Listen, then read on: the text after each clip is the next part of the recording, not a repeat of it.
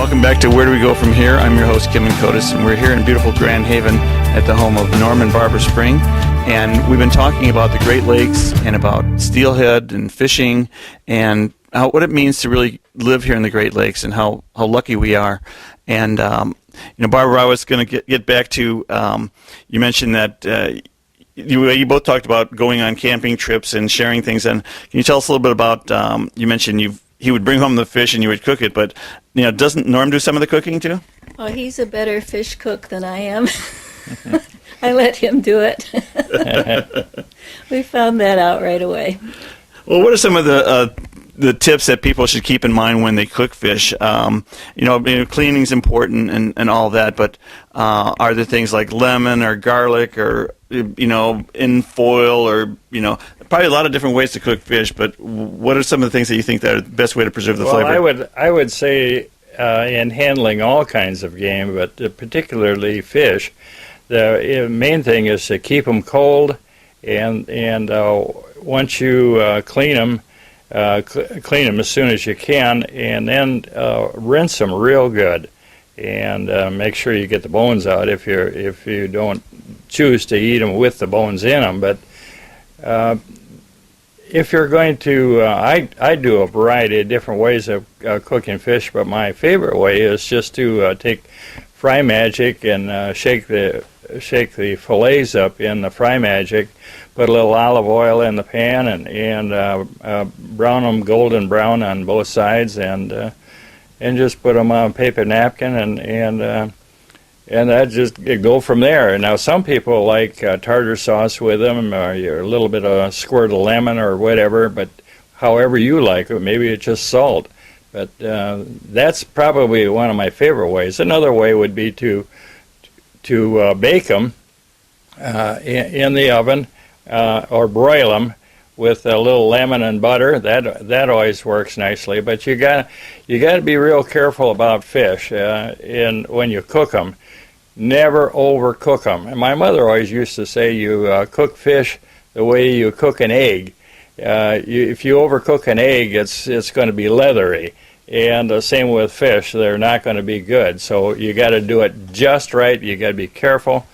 And if you're going to broil them, you look to see if they crack, and they start getting golden brown on the outside. And probably not cook them too hot if you cook them in the oven. Yeah. Well, I'm telling you, I'm getting hungry right now just listening to all this. You're whetting my appetite. But is that one of the things that's happened with the Steelheaders group? Is you've been able to share not only recipes but different lures and bait information? Absolutely, yeah. Tell us a little bit about how that's developed. I'm probably sure if this one of that magazine I referred to earlier has a lot of advertising in it. And then they have people write in, various people from around the state write in articles about a fishing trip and the kinds of lures that they use. And then they have various speakers at various meetings, and somebody that has become quite proficient at catching fish will get up and talk about particular kinds of lures and the latest thing that's going on. Right now, the latest thing is glow spoons for salmon, and particularly in low light conditions. And obviously the fish can see them a little bit better, and that seems to work quite well for those people. And there are other methods of catching fish too, depending on what you're fishing for. You always target a particular kind of fish, like, for example, perch, and they will be schooled up in areas. And what you should do is see if you can find them first on your graph. You have, of course, most fishermen have a graph, and you can see the bumps on the bottom, and usually can determine whether they're perch or not. Not necessarily, but usually. But it could be whitefish too. But anyhow, you fish in that area, and different kinds of baits you use are from wigglers, minnows, and they even use fish eyes, which work quite well, and those kinds of baits. And you talked earlier about, or asked earlier about conservation of fish, catch and release. the people that are fishing for perch when they're spawning, which is now, should probably release the big female fish, because they're the ones that are going to reproduce, and they're full of eggs. And but you got to be careful with them. If you catch them real deep, they get a bubble in their mouth, their bladder comes up, and then they can't. It's hard for them to go back down. You can gently prick that and let it go down. Then they can swim down. That heals up again. Well, we were talking with some folks from the Michigan Anglers Association on Friday. They had a trout thing for kids over at the Gillette Nature Center, and one of the guys there mentioned something about some people use garlic and other types of things. There's probably all kinds of little tricks and fishing stories that people have to have little tips on technique. What are some of the more unique ones that you can recall, or that I think people might want to try if they have problem catching? Preparing fish for and actually catching them and catching them. Yeah. Well, yeah. There's I personally have never used a garlic type bait, but anise oil works quite well, and that is a you can put that right on your bait, and so amazingly, people experimented with WD-40 spray, which is an oil, and actually it catches fish or helps catch fish. You never know. It's amazing, and it's always ironic when no matter what they use, if guys are out trolling, they usually will catch fish from one particular rod for whatever reason that is. They even put the same lure on another rod, and one for some reason or other catches most of the fish.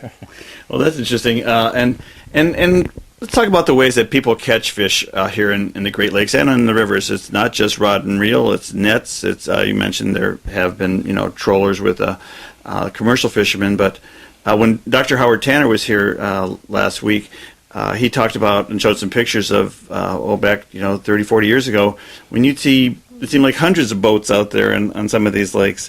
Has the manner in which people fish in terms of being respectful of each other gotten better or gotten worse? Well, I think it's like automobile driving. It seems to me, it's gotten worse, because there are, and it all depends on individuals, that people are people, and some are very respectful, and I would say that the average fisherman is, but every now and then you get some yahoo that doesn't respect other people, and they tangle up their lines, and same with cutting in and out of traffic. It's very similar. Well, and imagine there's issues in terms of boating safety and people drinking out in the boats. That's probably more for people who are just out there either sailing or with their faster boats. But is for the person who's a casual boater, are there certain rules of the road in terms of being respectful if they're on a motorboat or these jet skis, things like that, when you're going near fishermen?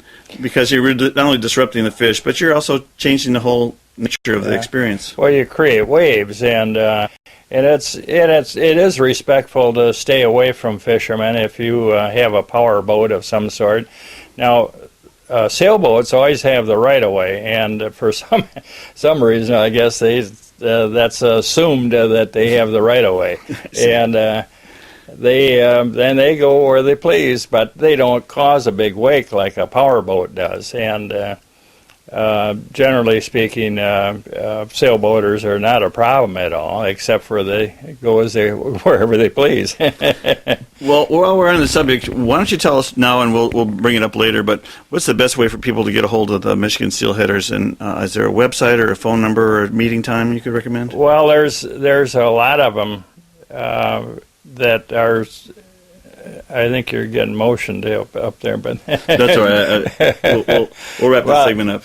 There's a chapter all over some Steelletters chapter all over the state of Michigan, and we have one locally, for example. And all you'd have to do is see if you can make contact with a person that is a Steelletter, and they can refer them to the chapter and what to do about it. You can, and the magazine is available too.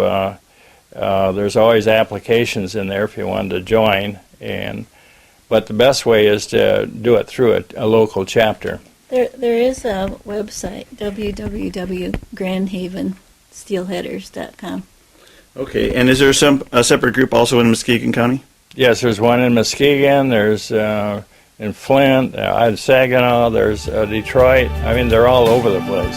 Okay, well, we're going to come back and talk more with Norman Barber Spring, and we want you to stay with us, and we'll be back in a moment.